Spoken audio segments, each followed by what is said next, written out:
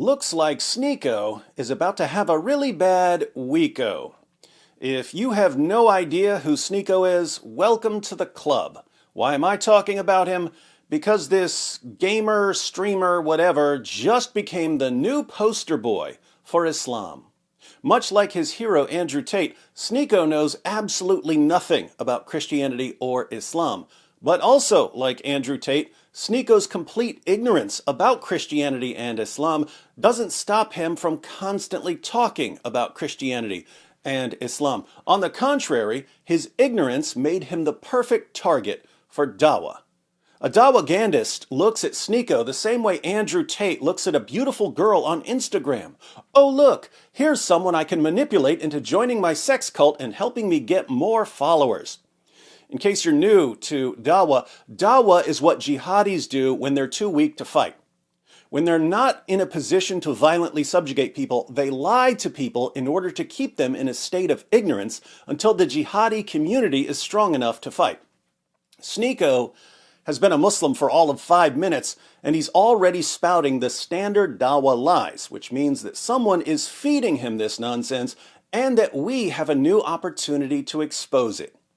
Take Sneako's claim that there's only one Quran. You know what book has never been manipulated? You know what book has no 30 different versions of it? The Quran. Stayed consistent for 1400 years. But the original text of the Quran has never been tampered with, has never been manipulated. And this is the one that you could always go to. It's the same, it's consistent. But no, it's directly translated from the original Quran. There was no council for the Quran. My point is that the Quran hasn't been manipulated by a council. It was recited by Muhammad, peace be upon him.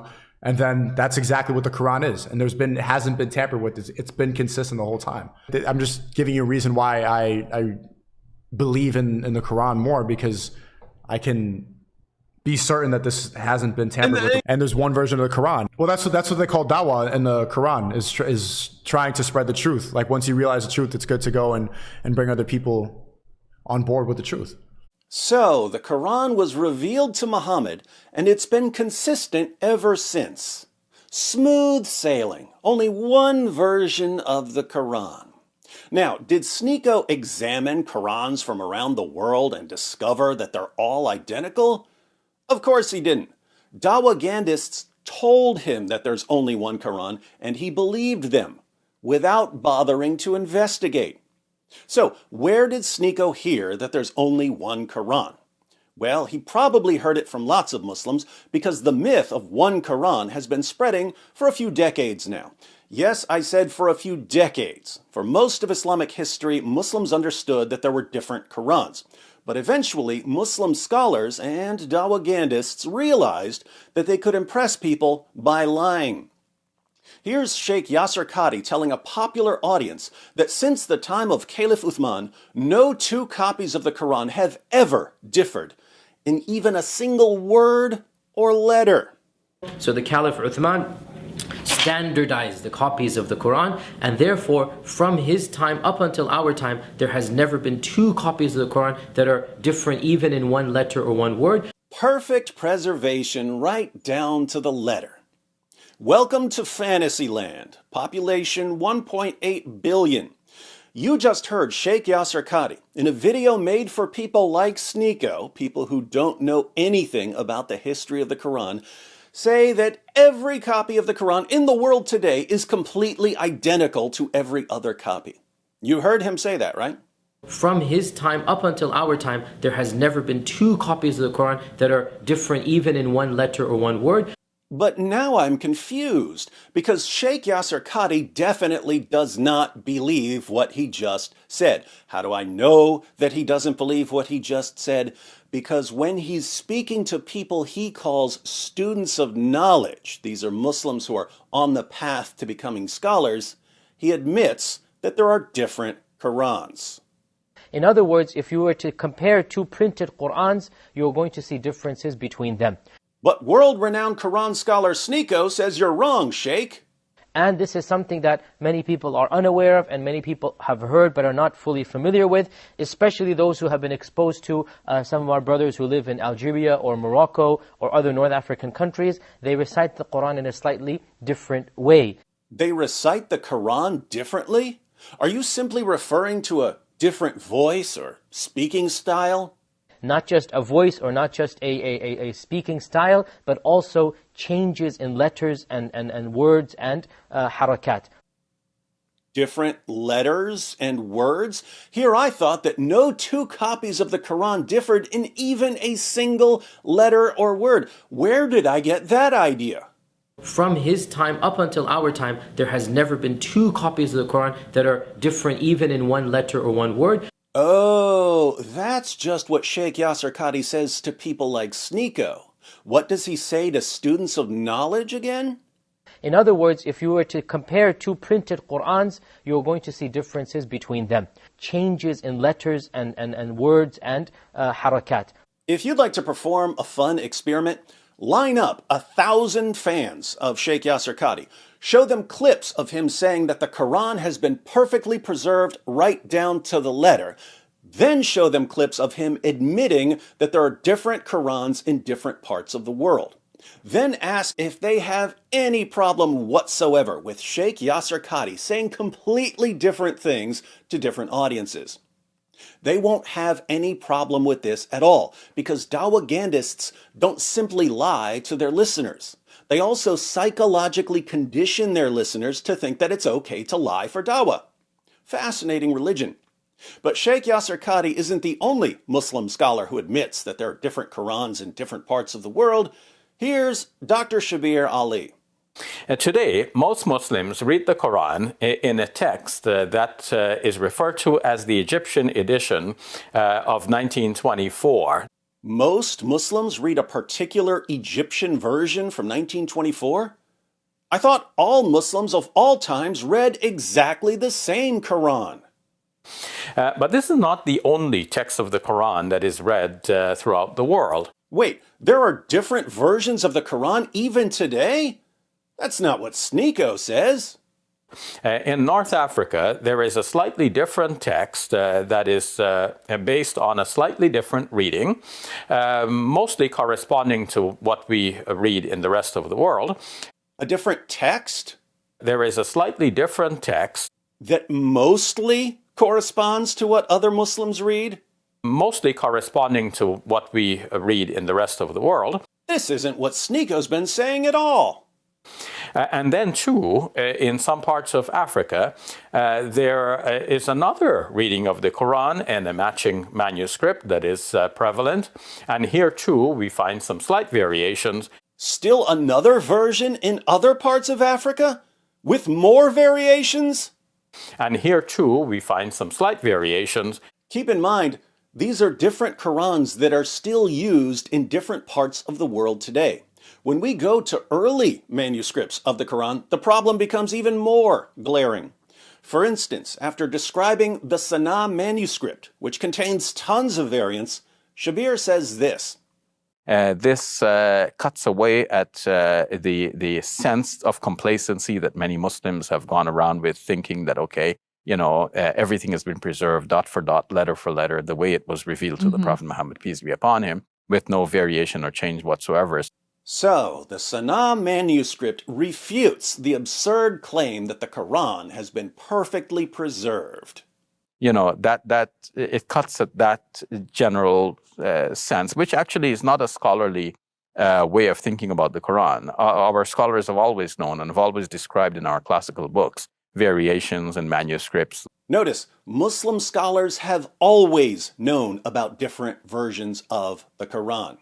Like, it's read like this by Ubay bin Ka'b, it's read like this by Ibn Masud and so on. And in the Codex of Ibn Masud, it was seen to be written like this. In the Codex of Ubay bin Ka'b, it was seen to be written like this with this or that variation. So, for a book that supposedly has no variants, that sounds like a lot of variants. These were always known in scholarly circles to have existed. But recently, average Muslims have just simply, without bothering to learn, they have just simply parroted a common way of speaking about the Quran and saying, it's 100% the way it's always been, and they cannot imagine any variation. Average Muslims, without bothering to study, keep parroting the claim of perfect preservation. Without bothering to learn, they have just simply parroted a common way of speaking about the Quran and saying, it's 100% the way it's always been. But where did they get the idea that they keep parroting? There has never been two copies of the Quran that are different even in one letter or one word. From their scholars, the same scholars who have always known about textual variants and different versions of the Quran. Our scholars have always known and have always described in our classical books variations and manuscripts. These were always known in scholarly circles to have existed. Quick question for you Muslims who are watching. What would it take for you to realize that your scholars are liars who say one thing when they're talking to other scholars and say something completely different to you? Your scholars know about the different versions of the Quran among Muhammad's companions. They know about different Qurans in different parts of the world today. They know about textual variants, but they tell you perfect preservation right down to the letter. They're lying, right? I mean, obviously. They're obviously lying. Another quick question. Why doesn't it bother you at all when your scholars lie to you? If I caught a Christian scholar blatantly lying, I don't mean getting something wrong or making a mistake. I mean lying. I would have a really, really big problem with that Christian scholar. So would other Christians. We wouldn't trust him anymore. We wouldn't take it. But in Islam, lying seems to be an ordinary part of being a scholar. And scholars who lie face no consequences whatsoever from their students, and this encourages more lying. Does the true religion need that? Does the true religion need scholars to lie for it? You'll recall Shabir saying that Muslims parrot the claim that the Quran has been perfectly preserved without bothering to study. But recently, average Muslims have just simply, without bothering to learn, they have just simply parroted a common way of speaking about the Quran and saying, it's 100% the way it's always been. What would happen if, instead of mindlessly repeating the lie about perfect preservation, Muslims instead did a little research? If Muslims bothered to do a little research, they would find that, according to Muslim sources, entire chapters of the Quran were lost because Muhammad's companions were too lazy to recite them. They would find that hundreds of verses were lost from other chapters because the only Muslims who had them memorized died in battle, or because the only copy was eaten by a sheep. They would find that Muhammad's top reciters of the Quran couldn't even agree on which chapters were supposed to be in the Quran. Muhammad's companion Ibn Masud said that there are supposed to be 111 chapters in the Quran. Muhammad's companion Ubay ibn Ka'b said that there are supposed to be 116 chapters in the Quran. The Quran today has 114 chapters. Muslims who do some basic research would find that Uthman, the third of the rightly guided caliphs, had to burn piles of Qurans to cover up all the differences. And they would find that even now, different manuscripts of the Quran are filled with textual variants, and that Muslims in different parts of the world use different Qurans. But the average Muslim doesn't know any of this because he only listens to lying scholars and dawagandists, people who think that lying is perfectly acceptable as long as the lying helps win more converts. So, our friend Sneako bought the lies. You know what book has never been manipulated? You know what book has no 30 different versions of it? The Quran. Stayed consistent for 1400 years. But the original text of the Quran has never been tampered with, has never been manipulated. The only question is whether the lying will bother him at all once it's been exposed. Even as you're watching this, dawagandists are conditioning Sneako to only believe what they say. In a sane world, Sneako would hear a Muslim scholar claim that the Quran has been perfectly preserved. Then Sneako would do a few minutes of research, which is really all it takes to debunk the myth of perfect preservation. Then Sneako would say to himself, "You know, Sneakster, if they lied to you about this, What else did they lie to you about? And once he figured out that he can't trust these guys, he would only believe claims that are actually based on evidence. He would leave Islam, and he would be the latest apostate receiving public death threats from the likes of Ali Dawah. This is a part of our religion. There's a reason to it. Yeah? There's a reason why there's a capital punishment. Because people like you, little weaklings, who leave their religion and cause corruption in the land by spreading it, the capital punishment in Islamic law would be applied to you. We have no doubt, and we're proud of that. Now, I'd be happy to go into a lot more detail on the history of the Quran. We can go through passages in Islam's most trusted sources that describe in vivid detail what an incredibly sloppy and flawed process the collection of the Quran was. We can put different versions of the Quran from today side by side, and we can see the variance. We can show all of this to Sneako and ask him how he can possibly trust the Dawagandists who are lying to him. Let me know what you'd like to see. But keep in mind, I only responded to one of Sneako's claims. He loves talking about Christianity and Islam, but he gets pretty much everything wrong whenever he talks about Christianity and Islam, so it looks like he's going to give us an endless supply of material. Fortunately, my friend John McCrae, aka What Do You Meme, has made a video going through some of Sneako's other claims.